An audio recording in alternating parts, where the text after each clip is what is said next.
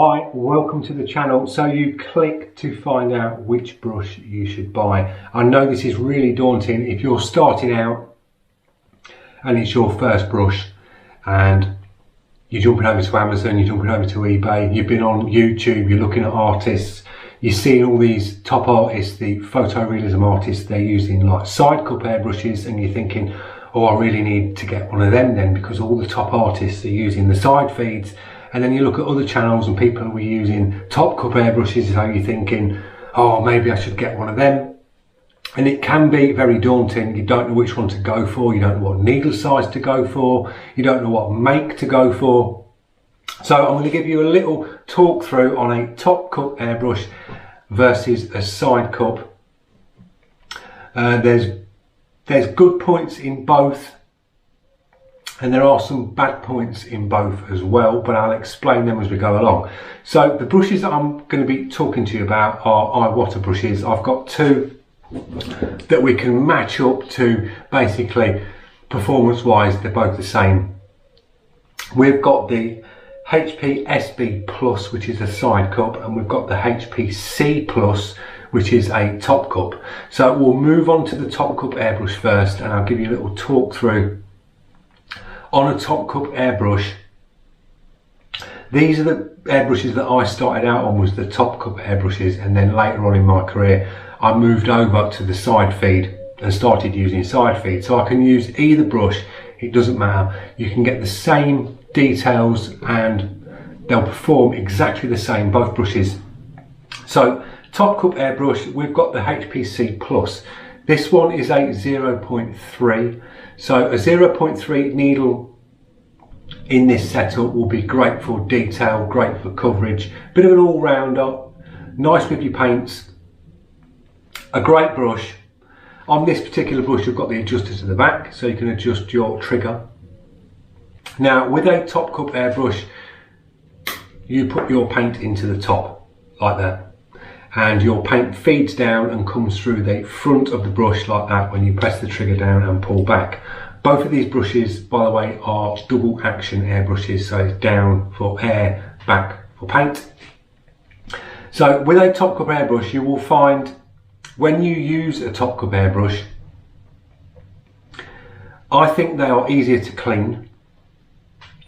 Personal use, they're easy to clean because you're pouring your cleaner straight down in the side, you're just blasting through, you've got nothing to take off the top of the brush, it's all sort of fixed. And when you paint with a top cup airbrush, I always tend to tilt the brush to the side, so we're like that, so I'm looking here at the front of the brush, because if you look down the brush and you're trying to look at your work, it seems like the cup can get in the way when you're looking down. So I always tend to tilt the brush to the side and I look at the brush here, so I can see my work piece in front of me here. Tilt and then work, nice and comfortable.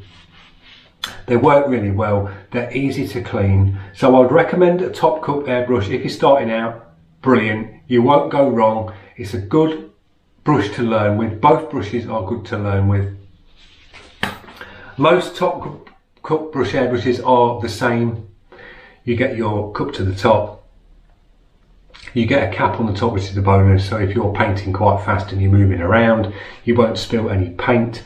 Caps to the top of the airbrush as well are good for sort of saving your paint. If you're in like a hot environment and you've got like acrylics in there, you put your cap on the top, it will just save your paint drying up in the cup. So that's basically a top cup airbrush. Air pressures will work the same between both brushes. So if you are thinking of buying a top cup, yes, I would recommend it. You'll get used to the feel of it when you're painting. You'll know what I mean when you pick the brush up and you're looking, you're trying to look down the brush, because some people hold the brush, they need to like hold it square on, and it just seems a bit alien to me, look, trying to paint like that. You'll tend to start to angle the brush like this so you can see where you are, especially if you're doing detail work with the top cup. You tend to turn it to the side and work sort of on the side, whether you're right or left-handed, you'll sort of work so you're looking at the brush this way down here instead of looking square on. Trying to work like that just seems a bit alien, but that's the only issue I can see. When you hold the two brushes up together, a top cup airbrush versus a side, they always come up longer. As you can see there, it's just a little bit longer. When you look at the triggers, when you put the bodies together like this, the actual bodies here line up identical, the triggers line up identical. So from the trigger back on both of these, the bodies are the same, but just to the front it's just a little bit longer. So that's the top cut. We'll move on to the side feed. Now, the things I like about the side feed, if you're thinking of buying a side feed, if you've got the Iwata, which we've got here, you get your cup to the side. Now on the opposite side you get a little pin, so you can take the pin out, remove the cup on the airbrush, and you can put the cup the opposite side on the brush. So you can move the cup to the left or the right side, which is really nice if you're left or right handed. Because I'm left handed, I keep the cup to the left side like that, and it gives you a little bit more clearance here on the brush. You've got view, you can view right down your brush, so if you are coming square onto your painting, what you're painting, you haven't got a cup in the way, so you can see a lot more. It's tucked away to the side, drops down, and it's to the side, so you get a lot more visibility around the area of the front of the brush when you're painting. That's why you see a lot of detail artists, your photorealistic artists, use side feeds. Now that's the only reason why I can see why they use side feeds, is you've got a lot more visibility. It seems like you can get up closer into your piece of artwork. Both will perform the same on detail. Same triggers on these two brushes. So detail wise, you'll get the same sort of detail between the two. But as I say, if you're doing sort of more photorealistic work, you're doing a lot of like realism in portraits and things like that, and that's what you want to get into, I'd recommend for a side airbrush like this, because you've got more visibility around the side. You can move the cup left or right, and for your preference if you're left or right handed. The brushes at the front come up smaller at the front, so you're moving in, you've got that little bit more, you can get in more. So I class these more as a sort of a detail brush, even though these are both capable of the detail. They are quite easy to clean. You can take your side cup out the side like that, take your pin out, you can slide the needle through, and you can clean through that hole just there. The cups on these come apart, you take the bottom part out and you can flush through and clean your cup. So that's the side feed. So price wise on brushes, you'll find they can come up with the same sort of price. If you're thinking of buying a side or a top, and you're now thinking, oh no, what brands do I look at? I'd say Iwata all day long on a top or a side. Iwatas do, I think, the best side feed airbrushes that are out there. When it comes to top cup airbrushes, I'd say Iwata, Krios, have a look at them.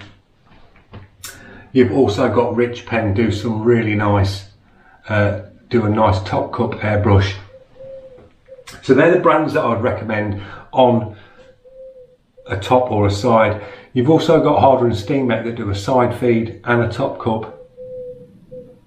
So there's some brands, and there's a little bit of info on a top and a side cup airbrush. So if you are worried about which one do I buy, that sort of explains what them two brushes will do. They'll get you the same details down, both brushes.